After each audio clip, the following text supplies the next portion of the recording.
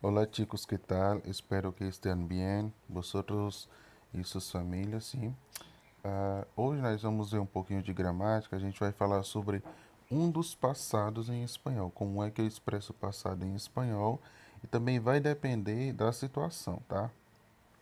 O nome desse passado aqui é pretérito indefinido ou pretérito perfeito simples, tá? Pretérito é passado. Ele é perfeito porque é uma ação do passado e que não guarda relação com o presente. E é simples porque eu vou usar apenas um verbo para expressar isso.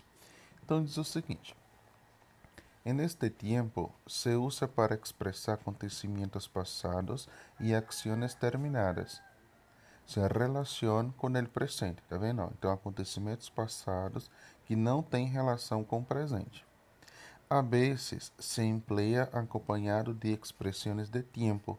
Então, às vezes, tem um marcador de tempo para que você expresse melhor esse tempo verbal. Os marcadores temporales que marcam a ideia del passado concluído. Então, formação. Formação de los verbos regulares. Se añade al radical del verbo las desinências destacadas. Então, sempre que a gente está estudando gramática, eu falo para vocês da questão do radical, que é aquela parte do verbo que se repete em todas as conjugações e que ela não muda, tá?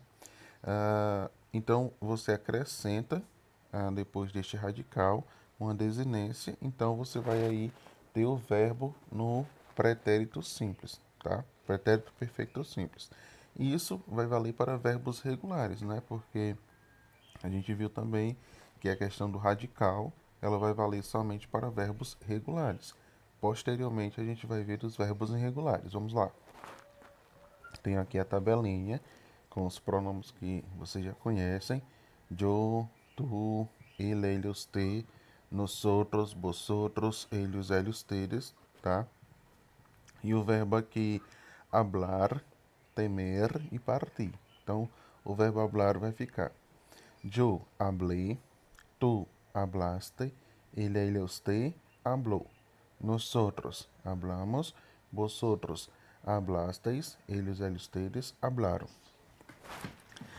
Essa parte do verbo que não está em negrito é a parte do verbo que ele chamou aí de radical, tá? Então seria o H, o B, perdão, o H, o A, o B e o L, tá? E o que está em negrito é exatamente a desinência, tá? É o que vem depois do verbo. Verbo temer. Yo temí, tú temiste, ele, usted temió. Nosotros temimos, vosotros temisteis, eles, ustedes temieron.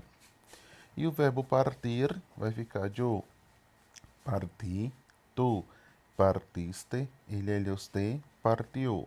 Nosotros partimos, vosotros partisteis, eles, ustedes partieron. Ok?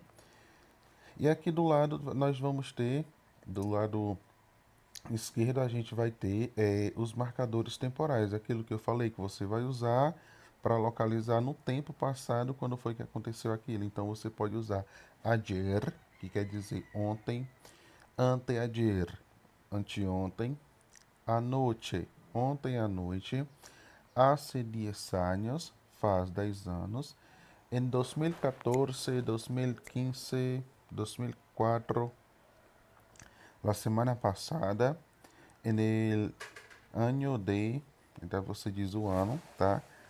En el mês passado, e ciclos, tá? Então aqui são marcadores temporais que você pode usar para localizar melhor esse tempo verbal, ok?